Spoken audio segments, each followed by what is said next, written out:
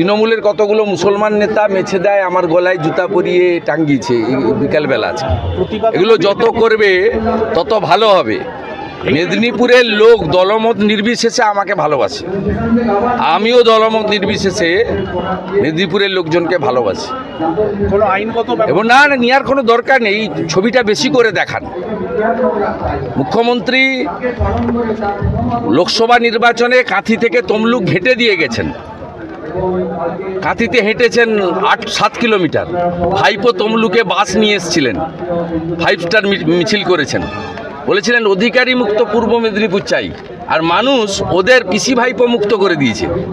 আমার গলায় যে জুতোর মালাটা পরিয়েছে ওরা তৃণমূলের মুসলমানগুলো,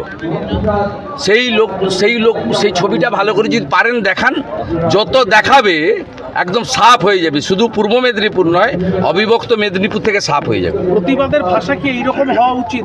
এইরকম ভাবে প্রতিবাদের ভাষা কি? কয়লাকে যদি সারা রাত্রি দুধে সিদ্ধ করেন, খাঁটি দুধে কয়লা কালোই থাকে। আর 1000 জন মিলে কুকুরের ল্যাজ ধরে টানুন, ছেড়ে দিন, দেখবেন বাঁকাই থাকে। দাদা, কুকুরের ল্যাজ যেমন সোজা করা যায় না, এই মুসলিম লীগ টু তৃণমূলকেও সোজা করা যায় না। সোজা একদিনই করা যেতে পারে যদি রাষ্ট্রপতি শাসন হয়, যদি 355 করে পুলিশ তুলে নেয়, আর যদি জনগণ হিন্দুরা একটু সাহস করে বেরিয়েছে এদেরকে হারিয়ে দিতে পারে।